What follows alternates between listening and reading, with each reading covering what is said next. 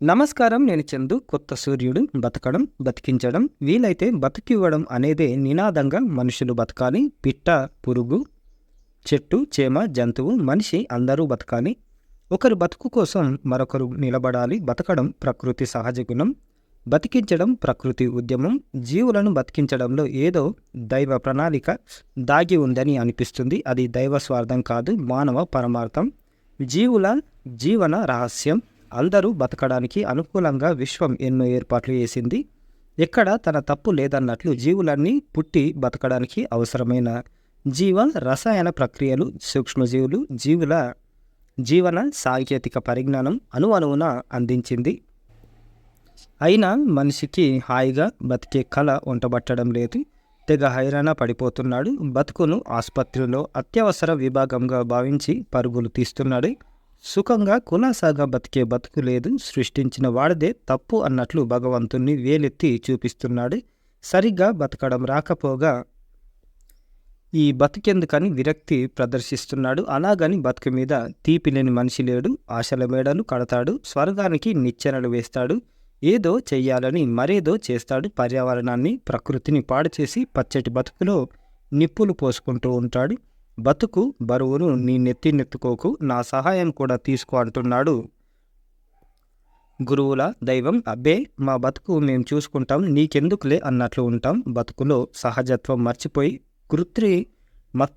కృత్రిమత్వానికి పూలదండలు వేసి ఏనుగు మీద కూర్చోబెట్టి ఊరేగిస్తున్నాం.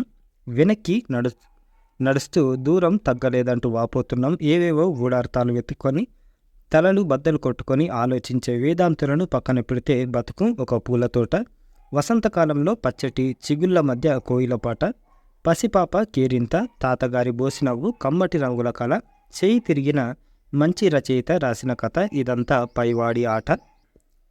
ఎన్నిసార్లు ఈ బతికొచ్చినా నేను బతుకుతాను అంటాడు ఓ జ్ఞాని. బతుకు లక్షణం తెలిసిన వారు బాధలకు, వ్యాధులకు భయపడరు.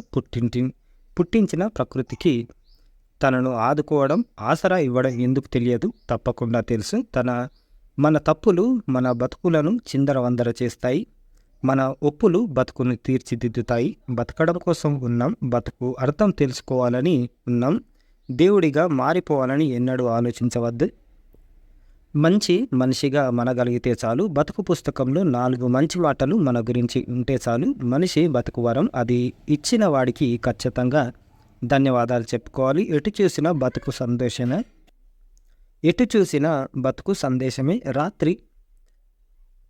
రాతి పగుళ్లలోంచి పచ్చటి మొక్కలు, ఎడారిలో కూడా ఏవో పూలు, రాత్రి ఆశలు వదులుకున్న ఆసుపత్రిలో బిడ్డ మొహంలో ఉదయం చిరునవ్వు, నిన్నంతా మబ్బులు పట్టి వర్షం కురిపించిన ఆకాశం, ఉదయం ఒక కొత్త సూర్యుడితో సిద్ధం. బతుకు మంత్రం అన్నింటికంటే శక్తివంతమైంది.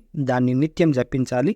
అది దారి చూపిస్తుంది, వెలుగునిస్తుంది, జీవన సమరంలో విజయాన్నిస్తుంది అని ఆనంద సాయి స్వామి గారు రాసిన అంతర్యామి ఇది కొత్త సూర్యుడు.